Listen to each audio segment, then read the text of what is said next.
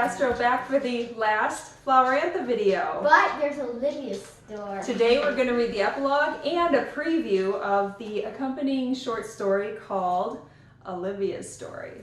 We may do a full video of that another time, but today you'll get a preview. Okay. Today I'm joined with BB and Cece and the special guest.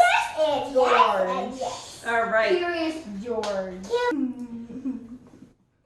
With the water obscuring their vision, beams of color appeared.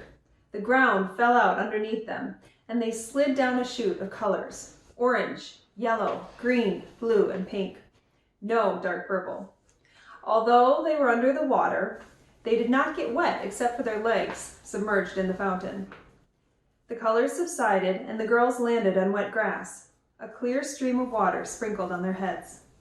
The sun blinded Beverly, and she closed one of her eyes. "We're back." "What are you guys wearing?" a voice asked. Beverly's older brother, Rob, had a basketball in the crook of his elbow and was headed to Maylin's front yard to play on their hoop. The girls scrambled up to get out of the water as Rob approached. "We're, pretending." "To be what?"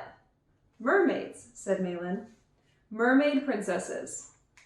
"Weird," he said and walked away. Beverly pulled her dress off so that she was just wearing her swimsuit again. "There, now we can avoid any other questions." Maylin did the same. "What are you going to do with your dress?" Beverly bunched hers up, while Maylin carefully creased and folded hers. "I don't know. Hang it in my closet or stare at it? Or plant it in the garden? Maybe lend it to you someday as a hand-me-down." She crinkled her nose, and Maylin giggled. That's it. That's the end of Flowerantha. We're going to read a couple pages from the short story called Olivia's Story. Olivia's current mission, if she chose to accept it, which she always did, was to escort the 4 children and a mermaid. But these weren't all normal Floweranthan children. 2 of the children were from the Amaranth, the other land, which is why the mission appealed to her. She had to help 2 overenthusiastic boys and their mermaid friend return the 2 girls to the Amaranth. It should be fairly straightforward, as long as the monster knights, giant winged beasts, stayed out of their way. Having the mermaid along complicated things, because she could be a meal for the monster knights. Olivia kicked her webbed feet and pushed the door open to her home, a small alcove just outside of the Mer Palace.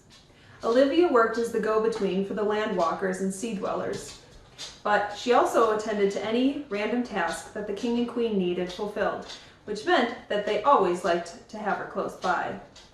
King Romano and Queen Mermaida had given her a room in the palace, a glorious room with every comfort imaginable. But Olivia did not spend much time in that room. Only when she needed to spend days in the palace would she use her opulent royal bedroom. Her alcove was a better location, and she could leave at a moment's notice at any sign of trouble. Her room in the underwater palace required her to go down too many corridors and talk to too many merpeople. It wasn't that Olivia didn't enjoy conversing with merpeople. She wanted to protect each and every one, but she loved efficiency more. Olivia's silvery hair reached down to her backside, and she braided it to keep it out of the way. Underwater, she didn't bother with clothes, as most of her body was covered in shimmery greenish-gray scales, but she kept her battle armor and 2 dresses made out of quick-drying spongy material in a trunk in her alcove for when she needed to do business on land. She eased onto the large, dense sponge she used as a chair and gingerly lifted a seaweed patch that was wrapped around her shoulder. She winced. The gash was deep, but it was not bleeding like it had been.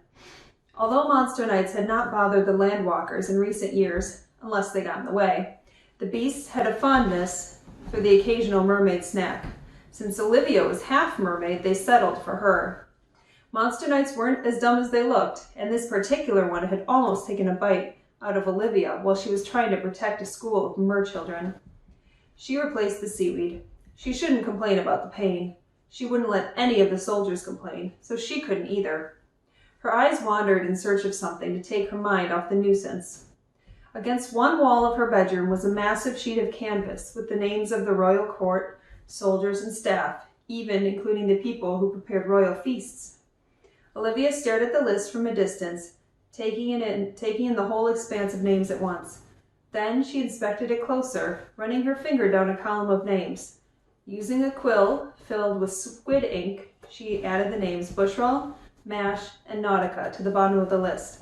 They were now official members of the royal staff, in her mind. Olivia reclined on her bed and drifted off to sleep as she gazed at the list of names. The next day should be an easy one. She didn't anticipate any complications while walking children across Flowerantha. She slept peacefully that night and dreamt about the banquet that would be prepared when she would announce that the visitors were here and gone, and then her life would return to normal.